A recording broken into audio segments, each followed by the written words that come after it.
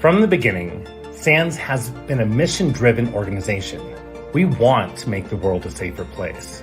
At SANS, we've always had this focus on empowering cybersecurity professionals with the real-world, practical skills they need. Our courses, certifications, cyber ranges, college, scholarship programs, community resources, they all maintain the highest standards in the cybersecurity training and certification community. And as a teacher, as a mentor, it's so rewarding to have that role in making it happen. You'll get more value from a SANS class than any other training course easily.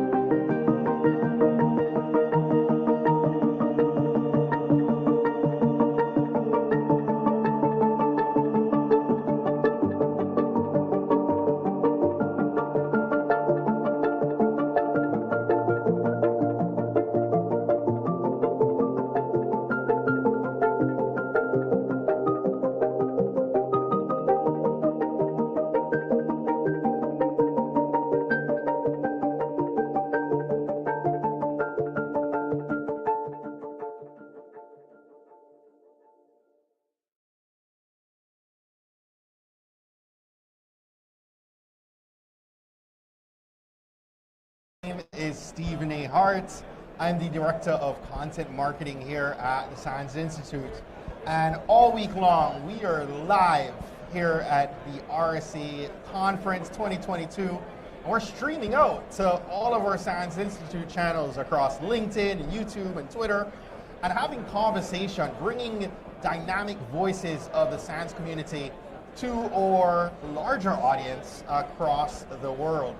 And I'm so very excited. If this is your first time joining one of our live streams during RSA, I invite you to go ahead and scan the QR code or click on the link in the comments to look at the schedule of all our talks. We are doing just about a dozen live broadcasts this week here at RSA. And if you're here in San Francisco, you're at the conference, I invite you, come on over to the booth. We are in booth 3416, 3416. Come say hello. If not, and you're not attending, feel free to check out our live streams and get to hear the insights, the stories, the knowledge coming from our different dynamic voices. And that said, I'm so very excited to have Russell Eubanks joining me here today. He's a Principal Instructor, and welcome to the booth, and thank you for joining me. I appreciate you giving me some of your time today. Absolutely. When you said, would you like to do it, I said yes, immediately yes, and so happy to be able to spend some time with you and the audience today. I appreciate you being here. Tell our audience, for those of those who are joining us, they don't know you. Tell them a little bit about who you are and what you do. Yeah, so Russell Eubanks, a former SVP, CIO, and CISO for the Federal Reserve Bank of Atlanta. I was privileged to lead a very, very large team there. I've been teaching with SANS the last 13 years, and the week of the pandemic, you go back in our memory banks, the last time we were physically here, I was on my way out. I decided that that would be a great time to leave my full-time, very stable job and go out on my own and be able to teach more, work with SANS more, work with more clients, and running my own business, my company, Security Ever After. And it was interesting, like it was for everyone back then, but I'm loving, I get to serve so many different other clients and see so many different things, and not just one client that I had when I was at the Fed. But yeah, fantastic journey that has been, for sure. I can imagine. So listen, if you're joining us on LinkedIn or YouTube, I encourage you to jump in the comments. Let us know where you're tuning in from. Let us know the city and state, or if you're in another country, let us know where you are. Engage with us in the comments. We're always having a good party there and just talking it up a bit. And if you have any questions for Russell as we're talking today, feel free to drop those too, and let's have a good, engaging dialogue, right? So, Russell, what would you say to the argument that security leaders have learned they can no longer take a strictly technical approach to security? Yeah, it is so true. There's technical things, there's acronyms, there's languages, there's compliance, there's all these things that we're we're compelled to do as people that are privileged to lead people that do the technical things. But when we think about what's something that only I as a CISO or only I as a security leader, where we have the title Chief Information Security Officer or whatever title we have, if we're on top of the org chart for our security function, there's certain things that if we don't do, they literally won't be done. And one of those key things is being able to be bilingual. So, Steve, do you speak any other language besides English? I don't. See, so you need to become bilingual. Yes. Like I need to become bilingual. And you might be thinking, you mean Spanish, French. I saw a crew from the Netherlands over here. They're speaking Dutch. I'm like, well, I don't understand you, but it's a pretty cool booth that you have there. And then the other vendors that are here. I'm not talking about speaking that language. I'm talking about security leaders need to be able to be bilingual and speak the language of business. See, so we can do it. We can learn that easier than we can learn another language. The idea is, think about the reason why a company exists. Oftentimes it's in their mission, like a mission of a company. You can look at that, you can Google that, maybe you have a shirt that has the mission of your company. You can say, okay, the reason my company is here, it's probably in the mission. And it states the thing they're trying to do, whether a public company, government agency, a private nonprofit, there's a reason why they're there. And so leaders, we have to not say the reason I do the work, the penetration testing, the compliance work, all the policies that we have to do. We don't do that in the name of cyber. We're doing that in support of our company who has a mission. So the real reason I'm doing DLP, the real reason I'm doing compliance, the real reason I'm doing security policies is literally it can be a copy paste of the mission of your company. And when we put that language, when we speak that second language, our CFO, who speaks the language of finance, who speaks the language of business, our CEO, who's worried about their board and making sure that they're being governed, they're not going to learn how to speak cyber. They're not going to come, they may not come to SANS. They should come to SANS classes, but they're probably not. They're going to go and be the best chief executive officer, chief financial officer they can be. They're going to speak the language of business. They're going to look at balance sheets, they're going to look at income statements, they're going to look at the documents that let them determine how healthy is the company. Maybe there's a merger, maybe there's an acquisition, with the business wants to go and be doing things in success of mission.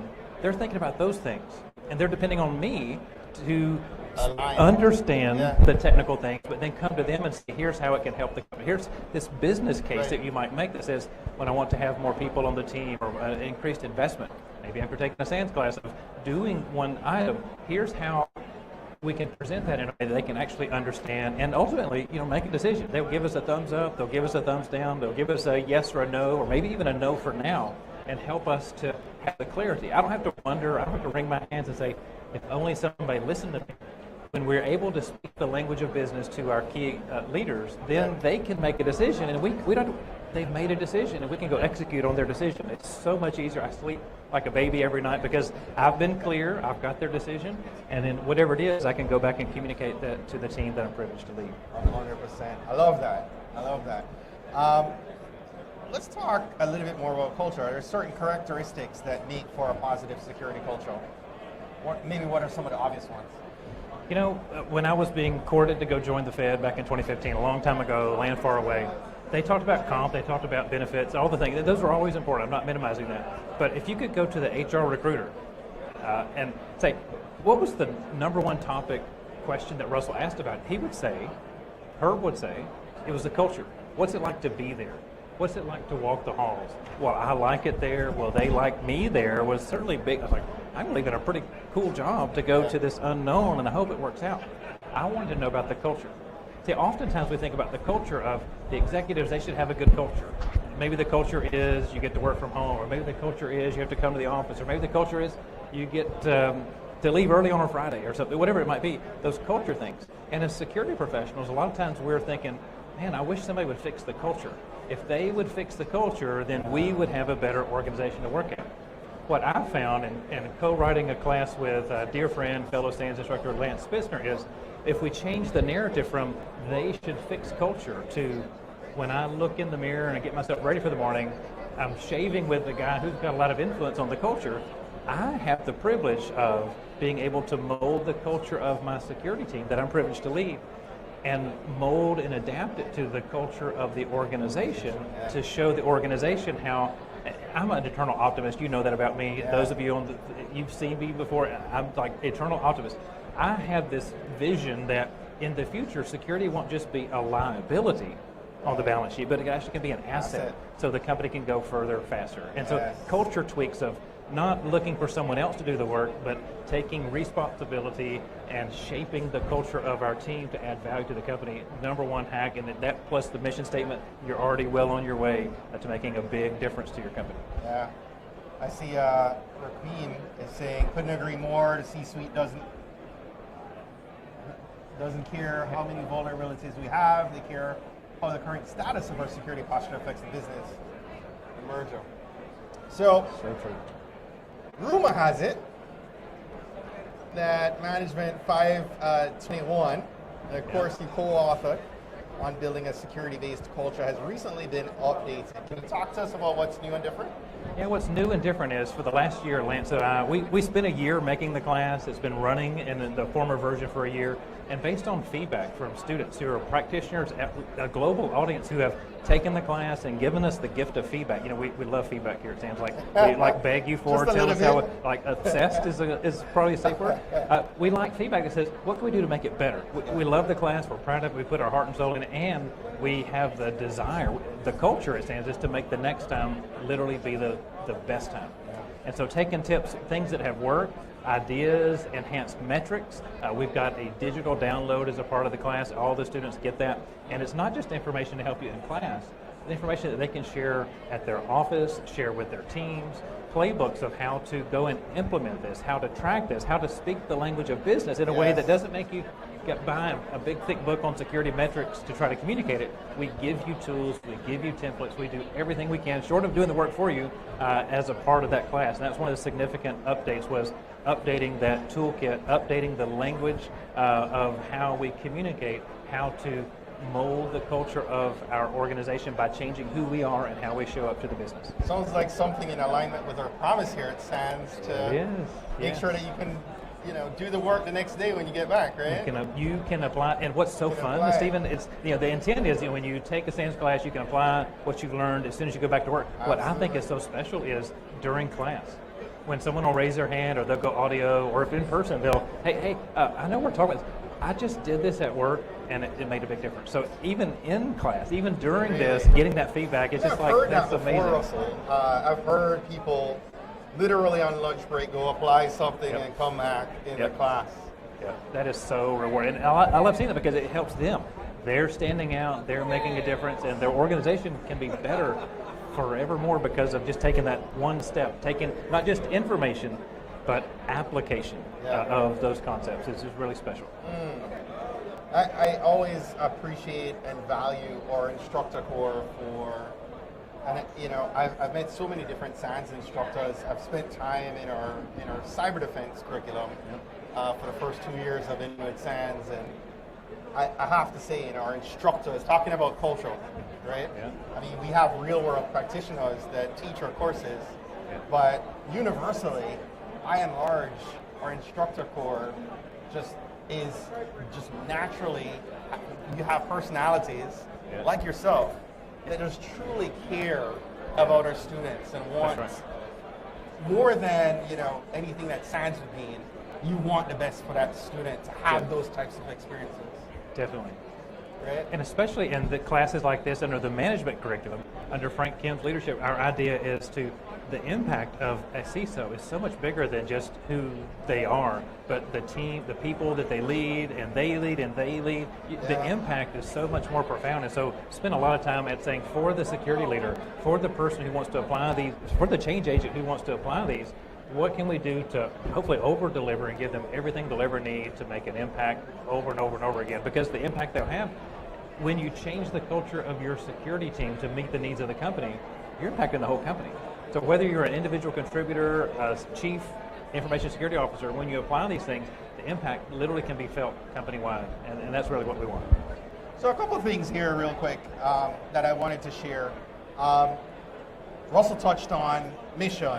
If you're interested in learning more about the SANS mission, we had a really great conversation last night with Rob T. Lee, who talked about the SANS mission. I encourage you to go back. You can scan the QR code or click on the link in the comments below to check out some of those past live streams that we did here at RSA. But also, too, Russell's talking about our Management 521 course. You can learn more about that course over at sans.org/MGT521. MGT521. And so, Russell, what are you seeing so far at RSA this week that has caught your attention?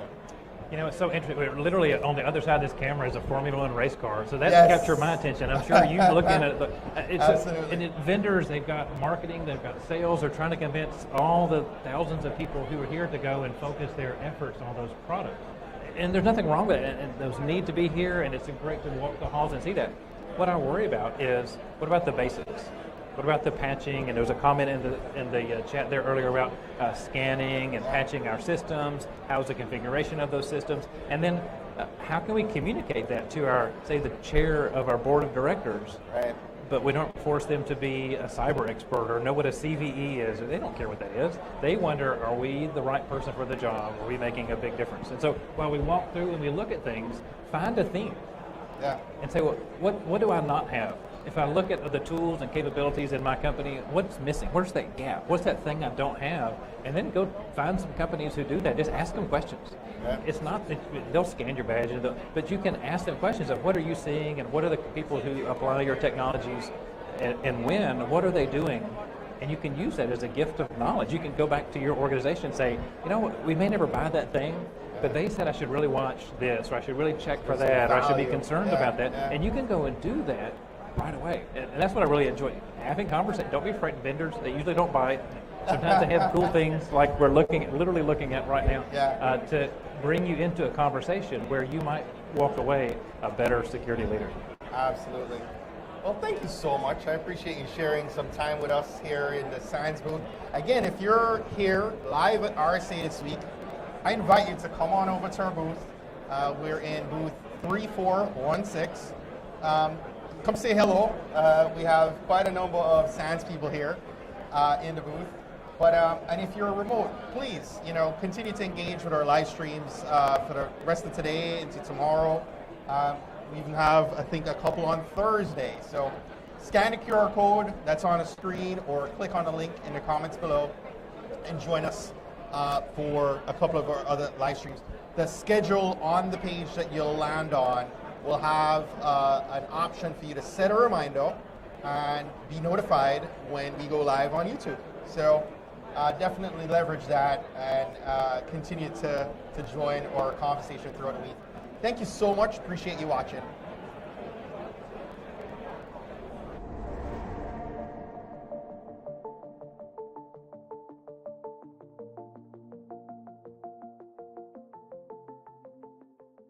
From the beginning, SANS has been a mission-driven organization. We want to make the world a safer place. That's one of the reasons why so many incredibly talented, highly respected security experts have wound up teaching here. The instructors you find in the classroom are not only renowned security practitioners, but they also excel in mentoring. At SANS, we've always had this focus on empowering cybersecurity professionals with the real-world, practical skills they need, not just to evolve and grow in their careers, but ultimately develop expertise that's going to help change the world. It's made me more excited about being in cybersecurity just because there is so much going on. And so, getting connected and understanding, just kind of, what's new and what's out there, that's what SANS brings, and that's awesome. Our courses, certifications, cyber ranges, college, scholarship programs, community resources, they all maintain the highest standards in the cybersecurity training and certification community. At SANS, you're surrounded by a network of cybersecurity experts who help you learn. We want to help you solve a problem and teach you the skills to solve your future problems. And we're really proud of the community we've created, which has practitioners from around the globe coming together to share knowledge to stay at the cutting edge of adversary tactics and defense techniques. If you're considering taking your first SANS course, just do it. I don't know how else to say it other than just do it. I was super nervous when I took my first. I did not know what to expect. But when you come here, it doesn't matter what level you are, from beginner to intermediate to advanced to expert. I'm going to say you're going to pick up on something from either the instructors or the students, because the level of expertise and the level of education that you get here, you cannot get anywhere else. SANS students are learning the skills they need to change the world. to make the world a safer place. And as a teacher, as a mentor, it's so rewarding to have that role in making it happen. You'll get more value from a SANS class than any other training course easily.